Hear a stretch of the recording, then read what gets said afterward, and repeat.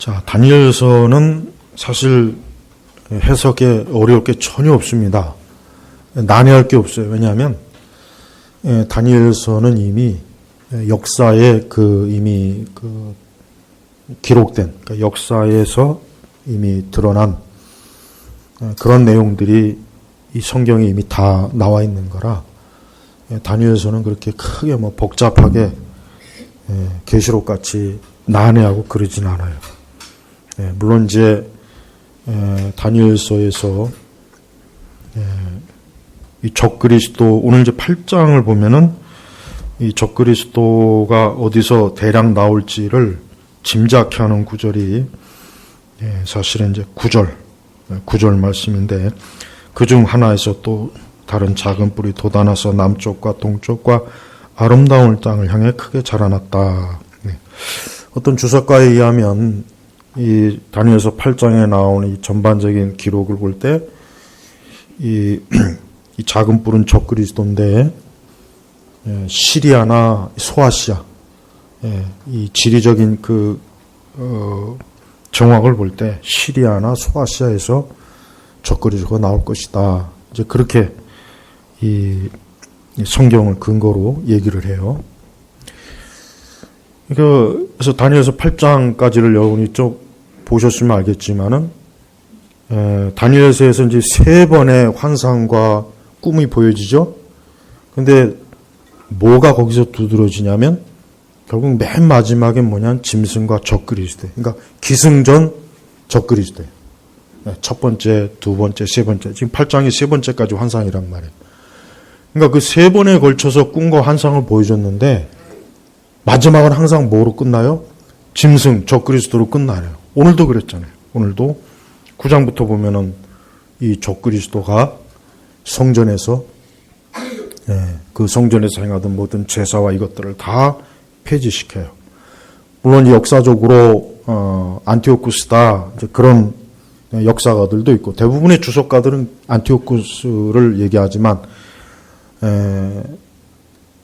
더 중요한 것은 그러면 여기서 나와 있는 이 기록은 그 신구약 중간사에서 나오는 안티오쿠스가 맞기는 하지만 그러나 이 다니엘서 8장에 나오는 이 기록은 정확하게 하나님께서 어디를 지금 보여준 거냐면 맨 마지막에 적그리스도 말 그대로 세상 끝에 있을 그것을 이 다니엘에게 사실은 보여준 거예요. 그래서 여기서 보면은 이제 알렉산더 나오죠. 알렉산더가 여기서는 뭐로 나오냐면은 여기서 보면은 숫염소, 숫염소가 이제 알렉산더예요. 그리고 그 앞에 이제 숫양은 페르시아를 얘기하는 거예요. 여러분 그러니까 지금 페르시아가 지금의 어디입니까? 이란이에요. 이란. 여러분 이란이 미국을 굉장히 우습게 여기죠. 왜 그런지 아십니까? 이유가 있어요. 이란은 미국이란 나라가 아예 있기도 벌써 수천 년 전에 이란은 대제국을 이룬 그런 왕국이에요. 그러니까 이란 사람들이 생각하기에 어디 근본도 없는 오합지졸들이 모여가지고 잠깐 졸부로 여기는 거예요. 이란 사람들이 미국을 졸부로 보는 거예요. 졸부. 우리는 벌써 수천 년 전에 대제국을 이루었다. 그런데 어디서 감히 근본도 없는 이 졸부국가가 감히 그러니까 이란 사람들이 미국을 아주 우습게 여기는 이유가 역사적으로 이란이 좀 3절부터 보면 알겠지만 엄청난 대제국을 이룬 그런 이 역사적 세력을 가졌던 것이요. 그리고 이제 이 5절 이후부터 보면 이 숫염소는 뭐냐면 알렉산더는 그 마게도니아 출신이죠. 그 아버지가 필립 아버지가 갑자기 죽었어요. 그래서 20세에 이 알렉산더가 왕으로 올라가가지고 그때부터 뭘 하느냐? 땅을 정복하러 다니는 거예요. 전체 군대 숫자가 기껏해봐야 한 4만 명 안팎이에요. 기병, 보병 합쳐서 이 알렉산더의 스승이 누구냐? 아리스토텔레스예요. 그래서 그가 죽을 때 33살에 죽었단 말이에요. 무려 13년 동안 알렉산더가 대제국을, 그리스 제국을 세운 거예요. 그래서 북아프리카 해가지고 마지막에 어디까지 갔냐면 북인도, 겐지지가 거기까지 갔어요. 근데 거기서 돌렸어요. 왜 돌렸냐? 부하들이 열병에 막 걸리고, 너무 오랜 동안 이제 정복 전쟁 하다 보니까 부하들이 막 지친 거예요. 그래서 알렉산더가, 여기서 그럼 돌리자. 해가지고 돌려가지고, 다시 이제 어디로? 아라비아 제국을 정복하러 가다가 중간에서 열병에 걸려서 알렉산더 죽은 거예요. 33살. 그래서 알렉산더는 역사적으로 가장 광대한 영토를 짧은 시간에 이 대제국, 그리스 제국을 만든 거예요. 그래서 이 알렉산더 때문에 그리스 문화가 그 당시 중동으로 해가지고 오늘날 유럽, 서유럽 전체에 이 그리스 문화가 펼쳐진 게 누구 때문이냐? 이 알렉산더 때문이에요.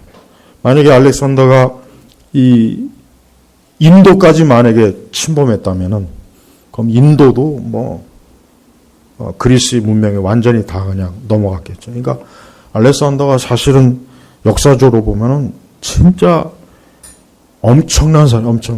그래서 알렉산더를 그리스 로마 사람들은 신으로 여기신, 그 젊은 나이에 대제국. 그래서 로마의 장군들이 롤 모델이 누구냐면은 알렉산더. 그래서 알렉산더가 그렇게 엄청난 대단한 이 세상의 권세자이지만 하나님은 그를 뭐라고 표현합니까? 수렴소예요. 수렴소밖에 안 되는 거예요. 제가 오전에도 얘기했죠. 인간은 대단할 게 아무것도 없어요. 그렇게 그 엄청난 영토를 정복한 알렉산더도 하나님 볼 때는 성경에다가 수렴소 한 마리로 그냥 표현한 거예요. 그러니까 오늘날 우리가 미국이든 중국이든 시진핑이든 바이든이든 하나님 볼 때는 그냥 짐승 한 마리. 대단할 게 없는 거예요. 그러니까 성도는 교만한 마음이 아니라 하나님 관점으로 이 열국은 한 방울의 물통이에요. 물통에 한 방울밖에 안 되는 별것도 아니에요. 그러니까 성도는 세상을 겸손한 마음으로 우습게 여겨야 돼요. 세상이 대단하다. 뉴욕이 대단하다. 월가가 대단하다.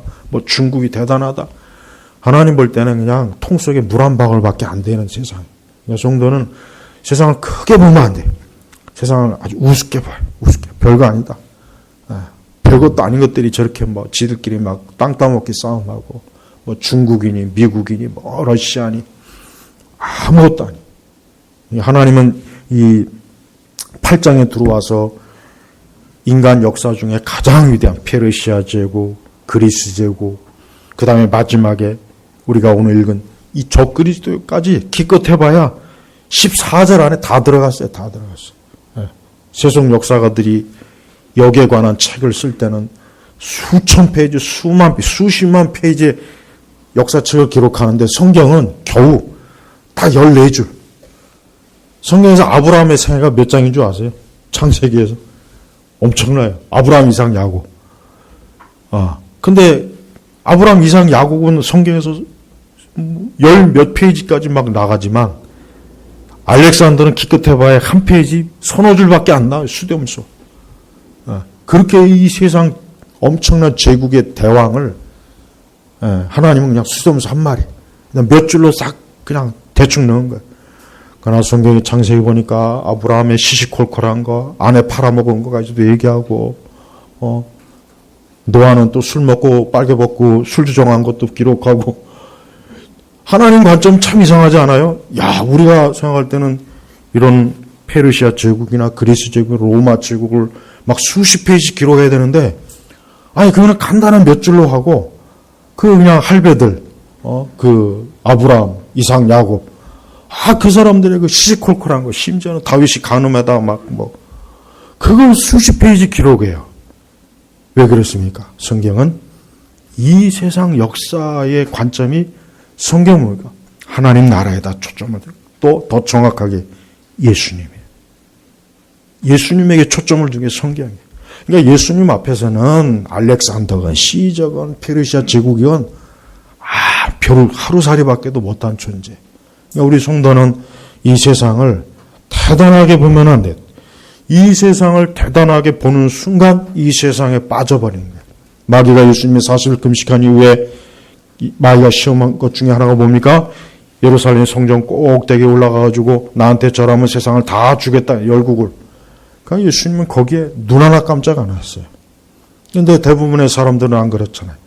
우리는 이 세상을 얻으려고 돈과 땅과 부동산과 이 세상을 그냥 어떻게든 많이 움직이려고, 그것 때문에 우리 영혼을 팔고, 그것 때문에 얼마나 많은 죄를 짓고, 그것 때문에 얼마나 많은 인생을 허비하지 않습니까? 그렇게 허비한 대가는 또 뭡니까? 슬픔과 고통과 근심과 염려와 수고와 이런 것들이에요. 그러니까 우리 성도들은 성경적 관점을 가지고 세상을 바라봐야 돼요. 세상 별거 없다. 세상에서 대단한 사람, 하나님 앞에서는 그저 짐승 한 마리 정도로밖에 표현이 안 되는 거예요. 그 대신 하나님 믿는 하나님의 사람들을 성경은 어때요? 돋보이게 하잖아요. 그러니까 우리가 성도들이 사실 이 세상에서는 무명인이요, 뭐 그렇게 볼 것 없어요. 바울도 그랬잖아요. 초대교회 때 너희 가운데 대단한 사람이 있냐? 없다 그래요. 왜? 초대교회 거의 90%가 노예들이거든요. 노예들 그 당시. 그러니 뭐 더더욱이 초기 교회는 진짜 뭐 세상에서 유명인사라고는 아예 없는 거예요. 가끔 가다 보면 뭐 교회에서 유명한 사람 나와서 뭐 간증하는데 그건 아주 잘못된 거예요. 뭐 세상에서 뭐 누가 유명해서 예수 믿었다. 자꾸 간증 보면 그걸 시켜요. 그건 대단히 잘못된 거예요. 세상에서 뭐 장관이건 연예인이건 세상에서 뭐 똑똑한 사람이라고 해서 교회 예수 믿어서 놀랍다? 그게 뭐가 놀라워요? 아니 죄인이 예수님 앞에 나오면은 당연한 거죠. 당연히 그래야지. 그게 뭐 놀라웁니까? 예? 멸망 받아야 될 죽음에 처할 저주받은 인간이 예수 믿으면 감지덕지한 거지. 뭐 나는 세상에서 대단한 사람이었는데 예수님 믿었다고 나와서 간증하는 거 보면은 그건 굉장히 우스운 거예요. 별것도 아닌 것 같고 뭘 그렇게 자랑을 해대고. 그러니까 교회에서 그런 간증 같은 거 하면 안 돼요. 기독교 방송국 보면은 세상에서 유명 사람들이 뭐 예수 믿고 어쩌고 저쩌고 다 헛소리. 간증 들어보면은 다 거짓말이에요, 거짓말. 아직 예수님 믿지도 않고 거듭난 것도 없고 중생한 것도 아니에요. 그냥 기독교적인 종교적인 감화를 좀 받았을 뿐이지 진짜 예수 믿는 거야. 예수님 진짜 믿는 사람은 그런데 안 나와요. 자기처럼 사도 바울이 뭐라 했습니까? 자기는 죄인 중에 괴수라 그랬어요. 자기는 죄인 중에 괴수라. 그게 진짜 그리스도를 섬기는 마음이에요. 죄인 중에 괴수가 뭘 잘났다고 나와서 뭐 간증을 하고 다니고. 그래서 절대로 유명 인사들이 간증하는 거는 절대 들으면 안 돼요. 그거는 사기치는 거예요. 사기예요. 거의 대부분 사기예요. 이름 없는 사람들이 간증하는 게 오히려 차라리 더 나아요. 자, 여러분 지금 이스라엘에는 이 성전 건축위원회가 있어요. 성전을 건축하는 조직, 그 공식적인 정부 단체가 있습니다. 그래서 이스라엘은 이 성전을 반드시 건축하려고 합니다. 1967년 5월 21일 그 워싱턴 그 포스트지에는 아주 굉장히 중요한 기사가 났습니다. 뭐냐면 그 뉴욕항에 한 500량 분량의 500량 철도 화물철도 500량 그러니까 500개의 그 화물칸을 들어갈 만한 그 석재 화강암 석재를 그 뉴욕항 그 부두에 지금 선적하려고 그 준비했다. 그래서 그 화강암이 어디에서 나왔냐 조사해 보니까 그 인디아나주 그 세디스버그의 그 베드포드라고 하는 채석장에서 그 화강암을 거기서 띄어가지고 그걸 뉴욕항에다가 선적하려고 옮긴 거예요. 예. 그리고 그 채석장에서 많은 그 유대인들이 그 돌을 거기서 이제 다듬는 훈련을 받고 그랬다고 하더라고요. 그리고 그 돌에다가는 히브리 문자로 다 기록을 했대요. 그러니까 그게 그 화강암 그거를 이미 그 채석장에서 다 가공을 해서 뉴욕항에다가 옮겨놓은 거예요. 근데 그게 어디로 갔는지에 대해서 이 끝끝내 밝히지 못했어요. 다만 신문에만 이제 나온 거예요. 어디로 가냐? 이스라엘로 갔거든요. 그 이스라엘의 6.1 전쟁의 영웅인 그 모세 다얀 장군이 있습니다. 그 사람이 이제 한 번은 그 성전 기념식 그 행사에서 그 자리에 참석한 50명의 랍비들에게 성전 재건을 해야 된다라고 공식적으로 랍비들에게 그 성전 재건에 대한 명령을 내렸어요. 그러니까 벌써 1967년이면 지금부터 한 50몇 년 전이에요. 그러니까 이스라엘은 벌써 이미 성전, 무너진 성전, 로마 제국에 의해서 지금 통곡의 벽만 남아 있잖아요. 그러니까 이스라엘의 그 가장 지금 이스라엘의 가장 그 고대하는 그 소원이 뭐냐? 모리아 산 지금의 그 회교도들이 있는 거기에다가 성전을 짓는 게 이스라엘의 최대의 그게 민족적 국가적인 목표예요. 그러니까 언젠가는 그렇게 되는데 누가 하느냐? 오늘 말씀에 나 있잖아요. 오늘 말씀에 나 있어요. 오늘 말씀이 뭐냐면 10절에 보면 그 뿌리, 그러니까 적그리스도가 하늘의 군대에 이를 만큼 커지더니 하늘의 군대는 하나님의 천사를 얘기하는 거예요. 그러니까 이 마지막 때 적그리스도의 권세가 엄청나게 큽니다. 그래서 오죽하면 하늘의 군대에 이를 만큼 커지더니 이 얘기는 뭐냐면 마지막 때 이 적그리스도의 짐승은 진짜 이 세계를 다 통합해서 통치하는 거예요. 그러니까 이 세상의 모든 군대와 모든 정치 세력은 다 누구 거예요? 적그리스도가 꽉 잡고 있는 거예요. 그래서 군대 별들 중에서 몇을 땅에 떨어뜨리고 짓밟았다. 그러니까 자기를 대항하는 그 대적들을 이제 숙청한 거겠죠. 11절에 그것이 군대를 주관하시는 분에게까지 자신을 높여 이분이 누굽니까? 하나님이에요.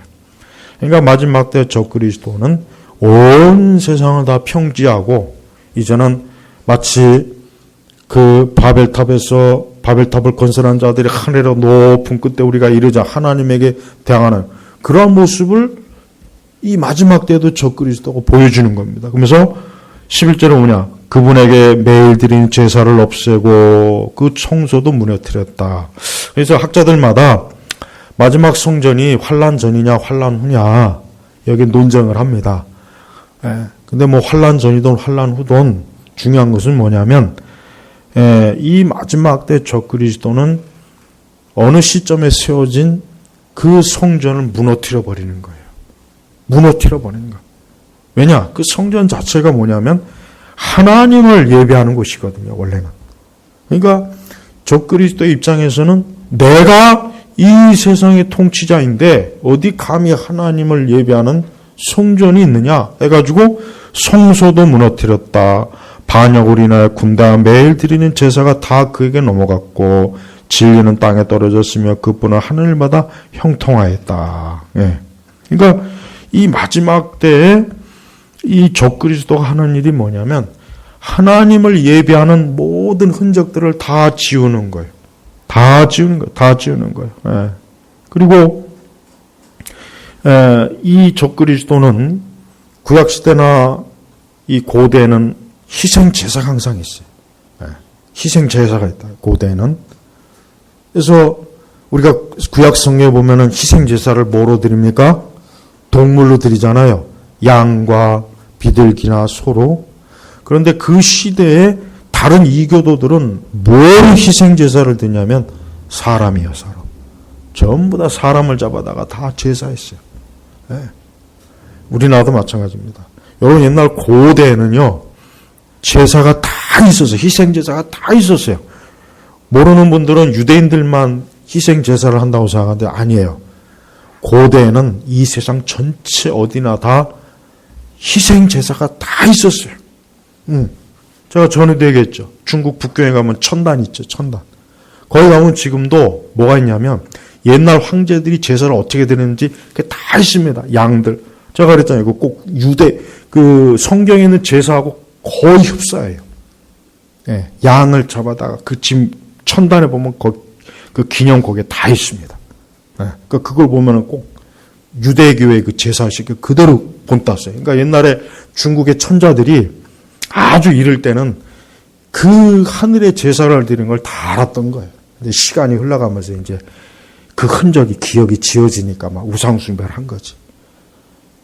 근데 이 유대교 외에는 거의 대부분은 이 양을 제사하기 이전에 뭘 했냐면 전부 사람을 잡아다가 다 제사했습니다. 아까 제가 오전에 바이킹 얘기했죠. 이 바이킹들도요, 1년에 한 번씩 꼭 사람을 잡아다가, 남자들을 잡아다가 이 목에 칼을 대가지고, 목에서 피를 내가지고 그 피를 받아가지고 신에게 바쳤어요. 그리고 그 남자들을 제사한 그 제물을 거꾸로 매달아서 나무에다 거꾸로 매달아가지고 신에게 바치는 것이 제물로. 옛날엔 다 그랬어요. 그러니까 전 세계가 이 희생 제사가 없는 지역이 없어요. 공통점이 뭐냐? 전부 다 피를 뽑아다가 피와 제물을 신에게 바치는 거예요. 네. 거기에 굉장히 중요한 영적 원리가 있어요. 뭐냐? 이 희생 제사라는 거는 인류 역사 가운데 끊어지지 않아요. 근데 마지막 때 적그리스도는 어떻게 희생 제사를 드리냐? 어떻게 드리겠습니까? 요한계시록에 나와요. 마지막 때는 하나님 믿는 사람을 잡아다가 목을 잘라서 자기가 세운 성전의 희생 제사를 거기서 드리는 거예요. 그래서 요한계시록에 목배임을 당한 성도들의 말이 뭐냐면 마지막 때 적그리스도가 이 땅에서 자기를 경배하지 않는 성도들을 잡아다가 목을 베어가지고 자기를 자기에게 희생 제사를 하도록 그렇게 하는 겁니다. 그래서 지금 여기 보면은 하나님께 드리는 그 제사는 다 폐지되는 거예요. 그러니까 이때는 뭐 구약의 유대교건 우리 개신교의 예배건 간에 다 전부 다 없어지고 전부 다 하나님께 예배를 중단시키고 기도도 중단시키고 모이는 것도 중단시키고 지금 벌써 우리 연습하고 있잖아요. 이 코로나 때문에 벌써 예배 중단하는 연습을 벌써 미리 시키고 있잖아요. 벌써 시키고 있잖아요. 그런데 어느 땐가는 이게 완전히 다 딱 멈추게 해버려요. 그러니까 그것을 따르지 않는 자들은 전부 다 잡아다가 어떻게 합니까? 그 예루살렘에 자기를 위해서 세우던 성전, 적그리스도와 자기를 위해서 만든 그 제사 성전에다가 우리 성도들을 인신제사로 잡아다가 희생제사를 누구에게? 마귀에게. 그리고 또 하나는 예수님이 성육신 하셨죠. 예수님 말씀이 육신이 되었다고 그랬잖아요. 요한복음에. 마지막 때 이 적그리스도가 뭐냐면 마귀가 결국은 육신으로 결국은 이 세상에 오는 거예요.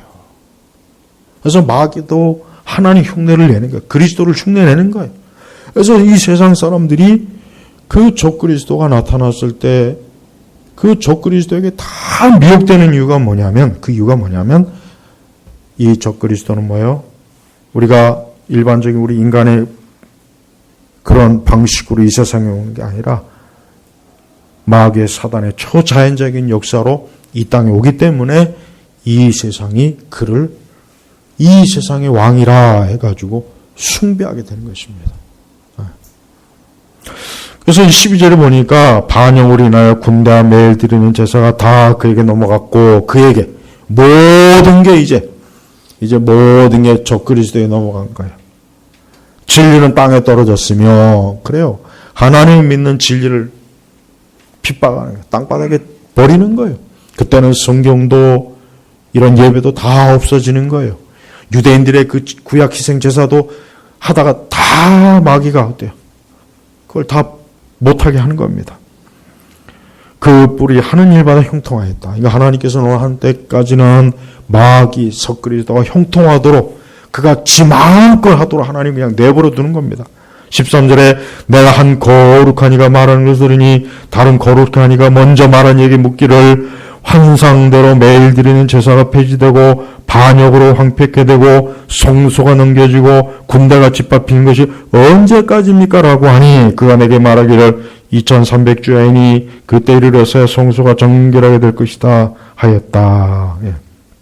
인간의 적그리스도는 어느 한때까지만 딱 어때요?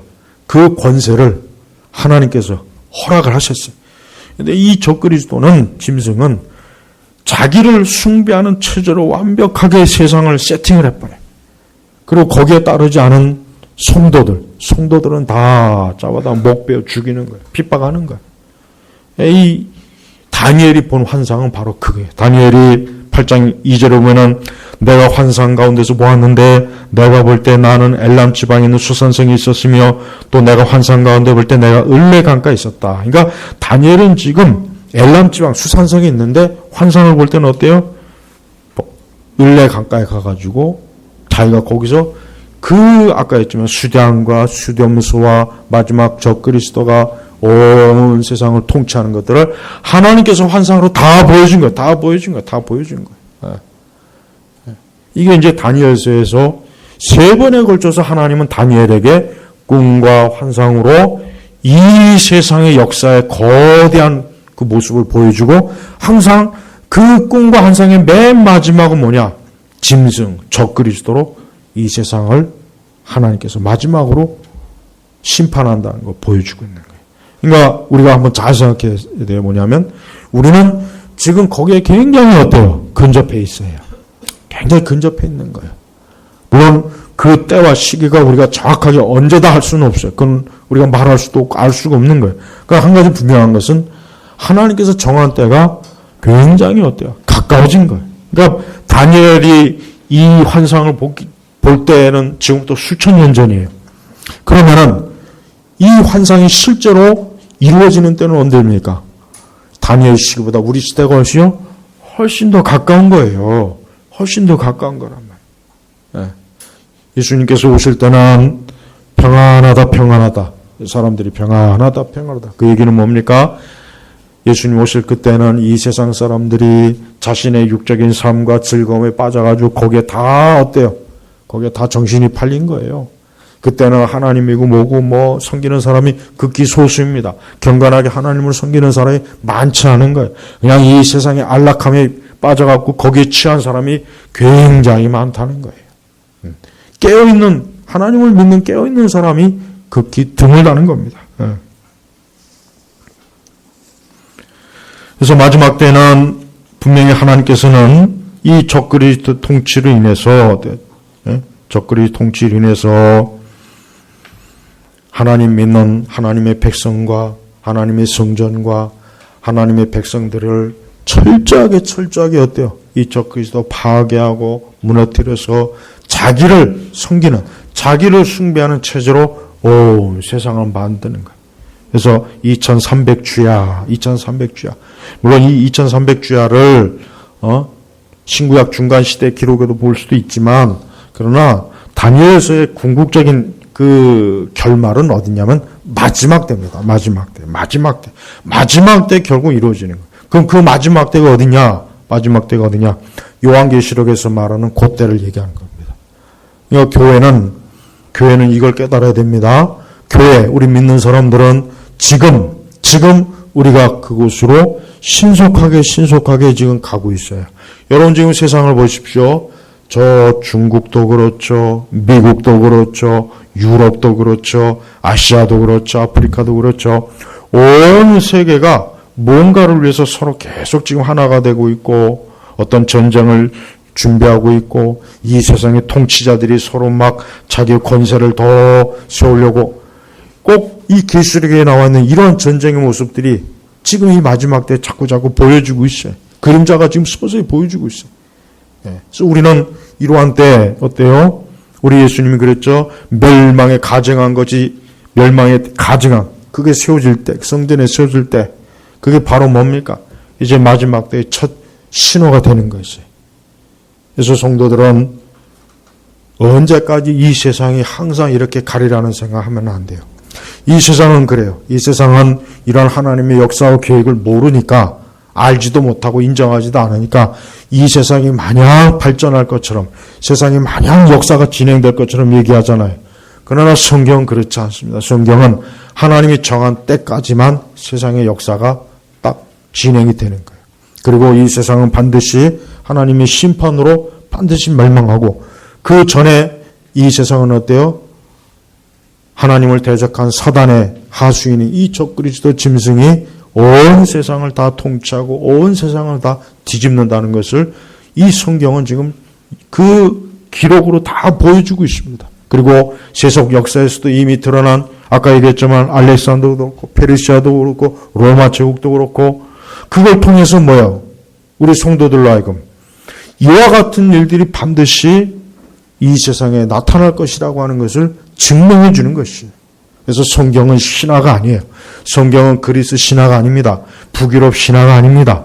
성경은 그냥 사람들이 상상으로 재밌게 아니면 상상으로 자기 민족의 신화를 기록한 게 아니라 뭡니까? 성경은 하나님께서 세상 전체를 통치하고 다스린다는 것을 이 다니엘서에서 아주 역력하게 보여주는 거예요. 그래서 성경을 보면서 하나님은 이스라엘만의 하나님이 아니구나. 하나님 우리 기독교의 하나님만이 아니구나. 하나님은 온 세상을 통치하신 하나님이라는 것을 이 다니엘서는 역력하게 보여주는 거예요. 알렉산더가 나오기 전에 하나님께서는 벌써 수dom소라고 딱 정해놨어요. 이미 하나님께서 이 세상의 제국들의 앞날을 미리 보여주셨어요. 그러니까 성경은 지나간 뒤에 기록된 것이 아니에요. 다니엘서나 계시록은 지나간 뒤에 그걸 기록한 것이 아니라 그것이 오기 전에 하나님께서 영감으로 환상과 꿈으로 보여주신 것을 기록한 것이란 말이에요. 그러니까 우리는 이 성경의 말씀 자체가 어때요? 마지막 종말과 예언을 명확하게 담고 있다는 것을 우리가 알아야 되는 것입니다. 이것은 절대 꿈 같은 소리가 아니에요. 어떻게 하다 보니까 맞겠지, 틀리겠지. 그것이 아닙니다. 명확하게 이루어집니다. 그래서 오늘 성경에도 그렇죠. 13절에 언제까지입니까? 아까 오전에 때와 시기가 누구에게 있다고요? 하나님에게 있다 했잖아요. 보십시오. 여기도 언제까지입니까? 하니까 그가 내게 말하기를 2300주이니 그때에 이르러서 여기도 때라는 말이 나오죠. 성소가 정결하게 될 것이다.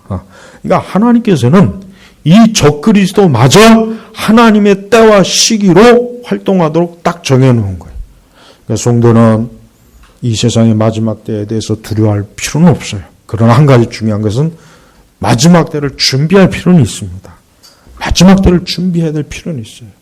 성도들이 마지막 때를 어떻게 준비합니까? 우리가 적그리스도를 오기 전에 어떻게 준비합니까? 산으로 도망갈까요? 어디 지하에 땅굴을 팔까요? 아니면 이 세상 어디 끝에 몰래 숨어갈까요? 그럴 필요 없어요. 그렇게 하는 사람들도 꽤 있더라고요. 그럴 필요 없습니다. 마지막 때까지 우리 성도들은 하나님을 바라보고 믿음 안에서 굳게 서 있는 게 이게 우리가 해야 될 일입니다. 어디에 있든지 우리가 해야 될 일은 예수 그리스도를 믿는 믿음 안에서 굳게 뿌리내는 게 그게 제일 중요한 거예요. 종말을 대하는 태도가 정상적이어야 됩니다. 종말을 대하는 태도를 보면은 그 사람이 정상적인 성도인지 아닌지 알 수 있어요. 자꾸 종말이라고 해가지고 이상한 내용이나 퍼뜨리고 이상한 가르침이나 하고 어디 가서 따로 모여가지고 우리가 모여서 우리끼리 생활해야 된다고 농사짓고 밥 먹어야 된다고 그럴 필요 없어요. 그래봐야 아무 소용도 없습니다. 지금 이 세상 어디에 도망칠 수가 없어요, 여러분. 숨을 데도 없습니다. 지금 있는 이 자리에서 내가 있는 처소에서 내가 있는 그 골방에서 예수님과 교제하며 예수님과 함께하는 것이 제일 중요한 것이지 어디 우리끼리 모여서 어디 몰래 숨어서 수도원을 짓고 그럴 필요 없어요. 그건 이상한 짓이에요. 그런 짓은 이단이 하는 짓이에요. 또 마지막 때 종말이라고 해서 우리가 공연히 때가 다 됐다 해가지고 직장 때려치우고 못 때려치우고 그냥 이제는 주님 오시는 것만 바라보고 그것도 잘못된 겁니다. 우리는 우리에게 주어진 삶을 성실하게 믿음 안에서 우리가 그렇게 살아가는 것이 중요한 것이지 우리가 특별하게 어떤 종말에다 해가지고 이상한 곳으로 도망치거나 도피하거나 이상한 삶의 방식의 양태를 취하는 것도 우리 주님이 기뻐하는 일은 아니에요. 오히려 우리는 이럴 때일수록 어때요? 주님 말씀처럼 깨어 기도하는 것입니다. 종말을 맞이하는 가장 좋은 게 뭐냐면 기도하는 게 가장 좋아요. 기도가 최고입니다. 기도하지 않으면서 자꾸 종말론이다, 666이다, 짐승의 숫자다, 마지막 성전이 어떻다. 그런 그 사이비 종말론자들이 진짜 문제입니다. 그들은 말로만 떠들어요. 입으로만 떠들어요. 그 짓을 하면서 또 이상한 짓을 해요. 마지막 종말이 오는데 빌딩은 왜 사요, 그럼? 아니, 마지막 종말이 오는데 땅은 왜 사냐고. 그러나 그것도 이상해요. 그러니까 종말론을 외치는 자들 보면 지들은 종말 준비 하나도 안 해. 남들이 다 해놓고 자기들은 그걸 누리기만 하더라고. 그러니까 벌써 가짜라는 게 증명이 되잖아요. 참된 종말을 준비하는 것은 그렇게 요란 떨 필요도 없어요. 있는 그대로 우리의 믿음을 굳게 세우고 그리스도 안에 있고, 또 우리가 진짜 어떠한 더 급박한 시대로 갈 땐 우리는 예수 그리스도 안에서 우리의 목숨과 우리의 생명을 기꺼이 주님께 드릴 각오를 해야 됩니다. 우리가 이 말씀에도 나와 있지만은 마지막 때 짐승은 길길이 날뜁니다. 길길이 날뛰어요. 하나님에게 속한 건 남겨두질 않아요. 다 때려부시고 다 없애버리고 아주 그냥 완전히 다 그냥 뒤집어 엎어버려요. 오직 자기만을 숭배하고 자기만을 섬기도록 하여요. 그렇지 않은 건 다 어때요? 다 없애버리고 다 죽이고 다 뿌리 뽑아요.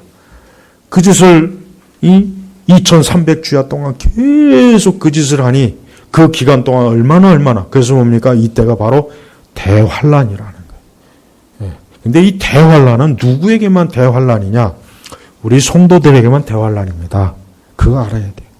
하나님 믿지 않는 사람에게는 환란이 없어요.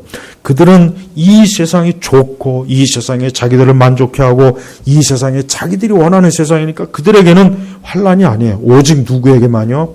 믿는 성도들에게만 직접적으로 환란이 닥치는 거예요. 왜? 우리 믿는 성도들에게 믿음을 부인하고 그리스도를 부인하라 그러죠. 하나님을 부인하라 그러죠. 예배를 피하라 그러죠. 기도하지 말라 그러죠. 우리로 하여금 신앙을 완전히 버리라 그러죠. 그러니 당연히 우리에게 그것이 환란이 아니겠습니까? 그게 여러분, 이 대환란이라는 것도 우리 성도들에게나 대환란이라는 걸 여러분 아셔야 돼요. 진짜 우리에겐 대환란이에요. 우리에게는 우리의 믿음을 버리느냐 아니면 목숨을 버리느냐 그 차원이니까 우리에게나 큰 환란이 되는 것입니다. 또 마지막 때는 분명히 이렇게 우리 믿는 사람들에게 집중적으로 핍박과 어려움이 오니까 우리는 지금 우리는 평안할 때 기도를 많이 해둬야 됩니다. 평안할 때 우리는 어때요? 믿음의 준비를 많이 해놔야 돼요. 여러분, 이 사람이 평소에 건강하게 자기 건강 관리를 잘해야 몸이 건강한 것처럼 우리의 신앙도 이렇게 평안할 때, 그래도 아직 평안할 때, 이럴 때 우리의 신앙도 잘 다독여놔야 돼요. 이럴 때 기도 많이 해두고 말씀 많이 좀 읽어두고, 그래서 항상 말씀이 우리 머릿속에 우리 마음속에 있어야 돼요. 나중에 우리는 성경조차도 우리 손에서 빼앗길 날이 올 겁니다. 성경조차도 우리에게 빼앗길 날이 올 거예요. 우리는 하나님의 말씀조차도 우리 손에서 빼앗길 날이 올 거란 말이에요. 그러니까 그 전에 우리는 어때요? 이 말씀이 내 속에 살아있는 말씀이 되도록 말씀을 자주 가까이 보면서 말씀, 가장 중요한, 우리가 전체 말씀 혹시 다 모를지라도 그리스도 예수 안에서 생명 얻는 그 말씀만이라도 우리가 굳건하게 잡고 있는 그런 믿음을 우리가 준비해야 되는 것입니다. 여러분이 꼭 명심하십시오.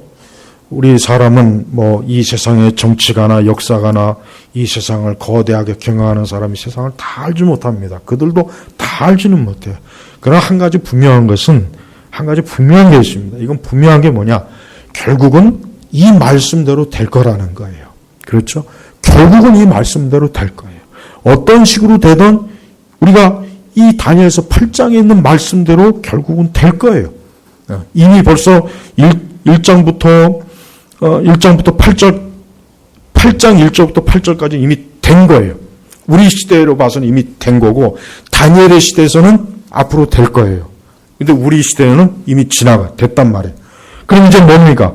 9절에서 14절까지가 우리 편에서는 앞으로 올 거예요. 앞으로 올 거란 말이에요. 다니엘은 그걸 통째로 본 거예요. 다니엘은 통째로 환상을 본 거고 우리는 그나마도 8절까지는 우리는 이게 확인이 됐어요. 역사로. 이제 뭐가 나오냐? 9절에서 14절까지 나오는 거예요. 그래서 9절에 14절 그 중에 하나에서 또 다른 작은 뿔이 돋아나. 이 작은 뿔이 돋아납니다.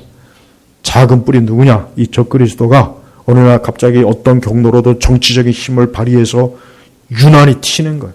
그래서 그를 중심으로 이제는 뭡니까? 그를 중심으로 이 세상이 어때요? 모여지는 거예요.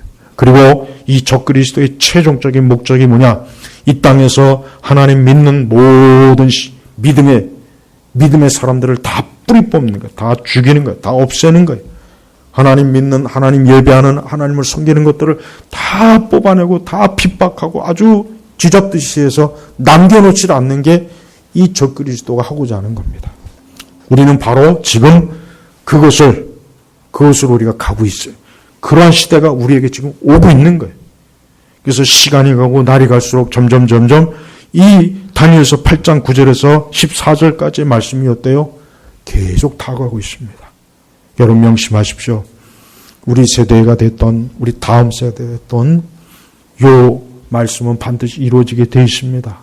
그때 여러분은 어디에 가 있겠습니까? 어떻게 하고 있겠습니까? 여러분 하나님 믿는 믿음을 굳게 가지고 있습니까? 예수님 믿는 믿음 안에 굳게 있습니까?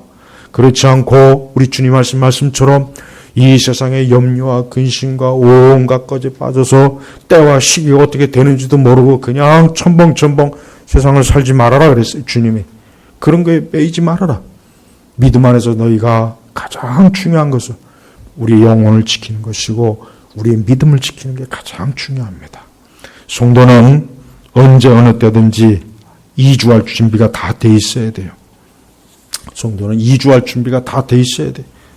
언제라도 이 땅에서 하나님 나라로 이주할 준비가 돼 있어야 됩니다. 언제라도 지금 즉시라도 우리 주님께서 우리를 부르시면 기꺼이 가야 되는 거예요. 이 땅에 미련을 두고서 주님 아직은 안 돼요. 난 아직 여기에 좀 많이 있어야 돼. 더 오래 있어야 돼. 나 말고 옆에 있는 사람 데려가세요. 그게 아니에요. 기꺼이 주여 주님이 부르시면은 할렐루야 하고 주님을 맞이하러 가야 됩니다. 계시록의 마지막에 보면은 이 하늘에서 공중 이 어린 양의 혼인잔치가 나오죠. 그때 흰 옷을 입은 주의 백성들이 거기에 다 모입니다. 다. 그 사람들이 누굽니까? 바로 이 땅에서 믿음을 지킨 사람들이에요. 이 땅에서 예수님 믿는 믿음을 지키는 것으로 인해서 슬픔도 고생도 심지어 목베임도 당하고 감옥에도 들어가고 욕도 먹고 가난하게도 살고 쫓기고 그런 사람들이 흰 옷을 입고 다 어린 양 혼인잔치에 다 참여하는 겁니다. 여러분 그 자리에 참여할 수 있습니까? 여러분 그 자리에 믿음으로 참여해야 됩니다. 그 자리를 준비하십시오. 그 자리를 준비하기 위해서 믿음의 단장을 해야 됩니다. 신랑 되신 예수님을 만날 준비를 우리 성도들은 그게 제일 중요한 거예요. 신부에게 있어서 제일 중요한 것은 신랑을 만날 그때를 위해 준비하는 게 그게 제일 중요한 거예요. 그보다 더 중요한 건 없어요. 그때가 멀지 않았습니다. 그때가 멀지 않았어요. 다니엘의 편에서도 그때가 가깝다면 우리는 오죽하겠습니까? 자꾸 하도 우리 시대 대부분의 그리스도인들은 물론 극단적인 종말론을 가진 사람들도 문제이긴 한데 오히려 그게 문제라기보다는 너무 이런 거에 아무 관심이 없는 거예요. 아무 관심이 없어요. 정말 아무 관심이 없어요. 그냥 예수님 믿는다 그냥 그 차원만 있지. 야 정말 마지막 때 앞으로 이 세상 우리 믿는 자들이 처할 엄청난 환난 이 세상의 거대한 이 적그리스도의 통치 등 이런 거에 대해서 정말 관심이 없어요. 이런 거에 알고 싶어 하지도 않고 관심도 없고 자기하고는 아무 상관이 없는 줄 알고 있어요. 바로 그 사람들이 마지막 때 다 무너지는 거예요. 바로 그 사람들이 마지막 때 다 믿음을 버리고 어디로 갑니까? 세상으로 향하는 거예요. 짐승에게로 무릎 꿇는 거예요. 거기에 굴복하는 것입니다. 오늘 우리 성도 여러분들은 마지막 때 있을 말씀을 다시 한번 우리 성령께서 들려주신 겁니다. 그러니 이 말씀을 잊지 마십시오. 이 말씀을 반드시 심령에 새겨놓고 반드시 이 말씀대로 될 것이라는 것을 알고 그 때가 오기를 사모하고 고대하십시오. 기도로 준비하십시오. 여러분을 매이게 하는 것들을 매이지 마십시오. 여러분들의 삶을 이 하나님 나라로 더 가까이 가는 쪽으로 하십시오. 그리고 어떤 큰 환난이 올지라도 나는 그리스도 예수 안에 있기 때문에 나에게 문제가 없을 것이다. 나는 예수님이 나를 보호할 것이 나는 걱정할 거 없다. 나는 그리스도 예수께서 당신을 십자가에 자기 목숨을 내놓고 우리를 위해서 희생하신 주님이 계시기 때문에 우리 편에서는 걱정할 거 없어요. 걱정하지 마십시오. 그때는 다 그때 필요한 믿음을 주실 거니까 지금부터라도 열심히 그냥 기도로 준비하십시오. 마지막 종말을 준비하는 최고는 기도예요. 이거는 변함이 없습니다. 기도입니다. 기도를 평소에 계속 해놔야 이 기도의 힘이 쌓여서 어떠한 일이 있어도 담대하고 믿음의 준비가 되지, 이 기도의 준비가 안 돼 있으면 여러분 그냥 다 넘어집니다. 안 돼요. 베드로 보십시오. 그렇게 강하고 그렇게 대단한 사람이지만 막상 주님 앞에 주님이 그 고난당한 모습을 보니까 용기가 안 나는 거예요. 겁이 나는 거예요. 그러니까 뒤로 슬슬 도망치면서 나는 저 사람 모른다. 보십시오. 그러니까 우리 스스로를 자신하지 마시고 그리스도 예수 안에 있는 믿음을 주여 지켜주옵소서라고 기도하시기 바랍니다. 그리고 여러분 주변에 있는 예수 안 믿는 사람에게 빨리 이러한 것들을 자꾸 얘기하세요. 얘기하십시오. 그들이 비웃던지 뭐든지 자꾸 얘기하세요. 때가 가까이 왔다. 주의 심판이 가까이 왔다. 이 세상이 멸망할 것이다. 이 세상이 멸망하기 전에 네가 먼저 하나님 앞에 갈 수도 있다. 그때 하나님 앞에 어떻게 하겠느냐? 지옥의 형벌을 받겠느냐? 꼭 복음을 전하세요. 그래야 됩니다. 지금은 정말 긴급한 때예요. 이 세상 돌아가는 걸 보면은 점점 예사롭지가 않잖아요. 제가 전에도 얘기했잖아요. 세상이 예사롭지가 않아요. 뭔가 이게 지금 자꾸 이상하게 가고 있어요. 그럼 어디로 가기 위함이냐? 여기로 가기 위함이에요. 그러니까 하나님은 지금 이 역사를 어떻게 움직이냐면 하나님 편에서는 적어도 이 짐승이 출현하고 나올 수 있는 국제 환경 정치로 다 지금 몰아가고 있어요. 그래야 되거든요. 그래야 이제 주님이 오실 준비가 다 되니까. 그러니까 우리 성도들은 이 엄중한 말씀 앞에 예수님 믿는 믿음으로 무장하시고 기도로 무장하셔서 끝까지 승리하고 어린 양 혼인잔치에 참여하는 가장 복된 성도가 되길 주의 이름으로 축복합니다. 기도하겠습니다. 하나님 아버지 감사합니다.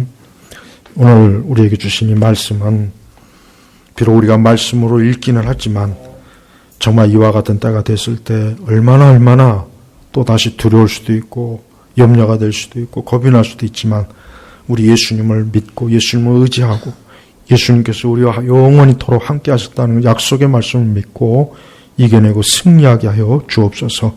오늘도 감사하며 우리 주 예수님의 이름으로 기도 올렸습니다. 아멘.